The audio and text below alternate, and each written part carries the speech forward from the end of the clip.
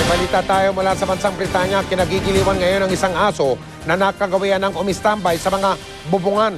Madalas kasing sumama ang aso na ang pangalan ay si Axel sa kanyang amo na gumagawa ng mga bubong na pawid. Hindi naman daw ito nakakasagabal sa ginagawa ng amo. Naging kaibigan na rin daw ng aso ang kanyang mga kapitbahay o yung ibang mga residente doon.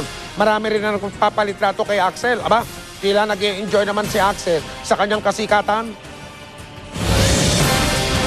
Dito naman sa atin, sa Ramon, sa lalawigan ng Isabela, nananalangin na ng ulan ang mga taga roon. Nanganganib kasing malanta ang kanilang mga pananim ngayong apektado ng matinding init ang tubig sa Magat River. Ang iba pang dam sa bansa, binabantayan na rin dahil sa mabilis sa pagbaba ng level ng tubig.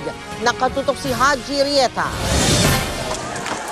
Dahil sa sobrang init ng panahon, natutuyo ng Magat River na dumadaloy papuntang Magat Dam sa bahagi ng Camp Vizcara sa Ramon, Isabela. Dalangin nga ng lokal na pamahalaan ng Ramon, dumating na ang tag-ulan para di maapektuhan ang kanilang pagsasaka. Ayon sa Pag-asa, nakakaapekto na nga ang init ng panahon sa mga dam sa bansa. Ang San Roque Dam na isa sa pinakamalaking dam sa Asia, isa sa mga binabantayan dahil nagtala ito ng pinakamataas na pagbaba sa level ng tubig. Mula kasi sa 280 na normal water level, bumaba ito ngayon sa 236.32 meters. Ang mga dams natin above the normal. So kaya niyang i-maintain na yung mga level na yon, yung tatawag nating critical, hindi niya maaabot yun hanggang sa dumating tong tag-ulan. Wala raw dapat ikatakot ang mga umaasa sa San Roque Dam dahil mapupunuan naman daw ito ng mga katabing dam na Ambuklaw at Binga Dam. Hindi rin daw dapat mangamba sa posibleng magkaroon ng problema sa supply ng kuryente mula sa dam, supply ng tubig para sa mga pananim sa bukirin at tubig na ginagamit sa ating mga bahay. Normal lang daw ang pagbaba ng level ng tubig kapag mainit ang panahon. Well, itong dams natin, talaga pong nababawasan talaga yung tubig nito tuwing matatag-araw. Pero dahil nga taon-taon naman ay meron tayong tagtuyo, pinaghahandaan po yan. Tinungo din namin ang Lamesa Dam na nagsusupply ng tubig sa Metro Manila. Bumaba rin ang bahagi ang level ng tubig dito. Ngayon, nasa 79.64 meters na ito. So parang may guarantee ko lang na medyo mataas itong anggat. Yung ibang dams, tulad ng San Roque, hindi natin masasabi na baka kung humaba pa itong tag-init natin o tag-araw, hindi natin masasabi na baka umabot sa critical. Bagaman hindi natin ramdam ang pagbaba ng level ng tubig sa mga dam dahil sa init ng panahon, ayon sa Pag-asa, hindi naman daw ito dahilan upang mag-aksaya na tayo ng tubig. Mas maganda pang araw ayon sa Pag-asa kung mas magiging matalino tayo at mas magiging matipid pa sa paggamit ng tubig. Hindi lang sa panahong ito, para na rin sa sunod pang henerasyon. Haji Rieta, Nakatutok, 24 Oras. Kaliwat sa pahayag ng China na isang barko na lang nilang nasa Panatag o Scarborough Shoal, 7 bangka at barkong Chino ang namataan doon ng ating ugbong sa Natahan.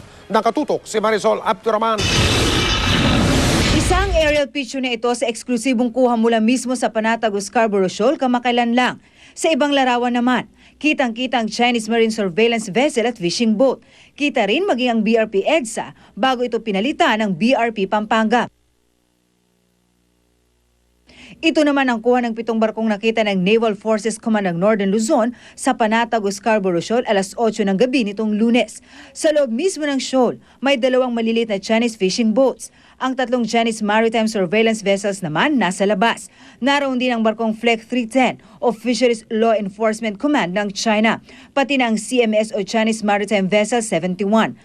Maliban sa BRP Pampanga, nasa loob mismo ng shoal ang barko na ginamit ng BFAR, ang MCS 3006. 75 at 84 lang nung una, sir. Ngayon, dumating ang 310. Oo, nagpalit. At kung ang mga litrato ng AFP Nolcom ang pagbabasihan, tila malabo raw ang sinasabi ng China na isang vessel na lang ang naiwan sa Panatag Shoal kagabi. We are not doubting their claims. We are telling them they are not telling the truth. Nasa iba't ibang lokasyon man sa Panatag Shoal ang mga sasakyang pandagat ng China. Gaano man sila kalayo sa barko ng Pilipinas, ang tiyak ayon sa Nolcom, nasa loob sila ng 200 Nautical Exclusive Economic Zone ng Pilipinas. Looks like they are meant to stay around in the area. At bagamat di nakikita, meron pang 2 barko ang China na posibleng nasa lugar. Ang CMS 75 at 84 na unang namataan noong Sabado ng umaga at paniwala ng Nolcom, maaaring nag-refuel lang ang mga ito. We assume that they are armed but that's what they say. They are civilians. In terms of tactical positioning, they do that. And they move from day to day, nagpapalit po eh. Every day nagpapalit ang positioning nila.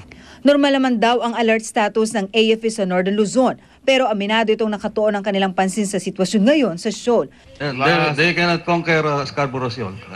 Pero kahit matapang at palaban ang pahayag na ito ng NOLCOM Chief, tiwala pa rin si Alcantara na maayos ang standoff sa mapayapang paraan.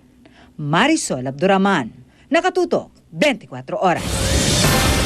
Abangan aktor sa bansang Brazil na gumaganap bilang Judas sa isang pagtatanghal.